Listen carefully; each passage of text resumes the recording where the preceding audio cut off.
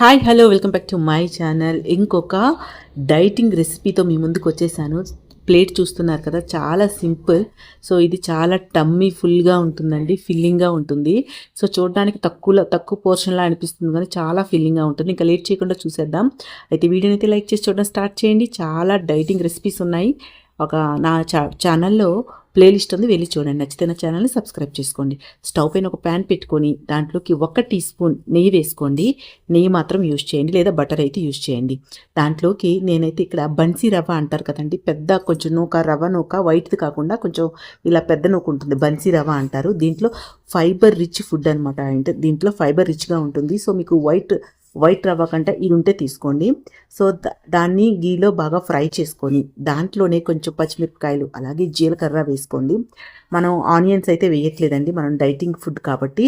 So దీన్ని మనం చికెన్తో తింటాం కాబట్టి నేను ఏమీ వేయట్లేదు. జస్ట్ కొంచెం చిల్లీ అలాగే జీలకర్ర డైజెషన్ కోసం వేసాను. తర్వాత దాంట్లోకి కొంచెం వాటర్ వేసుకొని సో దాన్ని బాగా కలుపుకోండి. కొంచెం అయితే సాల్ట్ వేసుకోండి. సో సాల్ట్ మీరు తినే టేస్ట్ బట్టి వేసుకోండి. సో వేసుకొని దానిపైన ఇలా అవి బాగా మరిగాక ఒకసారి కలుపుకొని మూత పెట్టుకోండి. మూత పెట్టుకుంటే బాగా రెడీ అయిపోతుందండి. సో అది బాగా కుక్ అవ్వాలన్నమాట. లో ఫ్లేమ్లో కుక్ చేయండి, ఎందుకంటే బన్సీ రవ్వ కొంచెం టైం తీసుకుంటుంది కుక్ అవ్వడానికి కంపేర్ టు నార్మల్ రవ్వ అనమాట. సో ఇది బాగా కుక్ అయిపోయిన తర్వాత మనకి నెయ్యి వేసాం కదా, గమగమ వాసన అయితే వస్తుంది. సో చాలా ఇది కూడా టమ్మీ ఫిల్లింగ్గా ఉంటుందండి. తొందరగానే మనకి కడుపు నిండుగా అయిపోతుంది. సో క్యాలరీస్ అనేవి మిగతా దాంతో పోలిస్తే కొంచెం తక్కువగానే వెళ్తాయి. ఇది కూడా ఫైబర్ రిచ్ ఫుడ్. సో చూసారు కదా, మనకి ఉప్మా అయితే రెడీ అయిపోయింది. సో దీన్ని ఇలానే తినొచ్చు, కానీ మనం ఇప్పుడు దీన్ని చికెన్తో తింటాం కాబట్టి సో నో ప్రాబ్లం అండి. దీంట్లో మనం ఏమీ వేయలేదు కదా, సో చికెన్తో తింటాం కాబట్టి సరిపోతుంది. సో మీరు కూడా క్వాంటిటీ ఎక్కువగా చేసేకండి, ఇంతే సరిపోతుంది.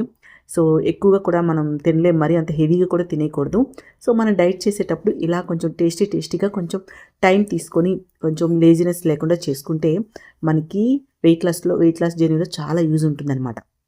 మనం కొంచెం కానీ బద్దకిచ్చామంటే సో ఆకలి వేసేస్తుంది తినకపోతే టైం కల్లా ఇలా కొంచెం ఫిల్ అయ్యేవి, అంటే తొందరగా కడుపు నిండేవి తినేస్తే సరిపోతుందండి. క్యాలరీస్ అనేవి తక్కువగా వెళ్తాయి. చూసారా, దీంతో పాటు నేనైతే ఈ సలాడ్ తీసుకుంటున్నా. సలాడ్ అంటే మనం కొంచెం పెరుగుతో చేసా, ఆ పెరుగు కూడా చాలా తక్కువ వేసానండి. దాంట్లో కుకుంబర్ ఆనియన్స్ ఎక్కువ వేసాను, ఏదో కొంచెం పెరుగు వేసాను, అలాగే చికెన్ కూడా. సో క్వాంటిటీ చూసారు కదా, ఈ 3 తింటేనే నాకు కడుపు నిండిపోయిందండి.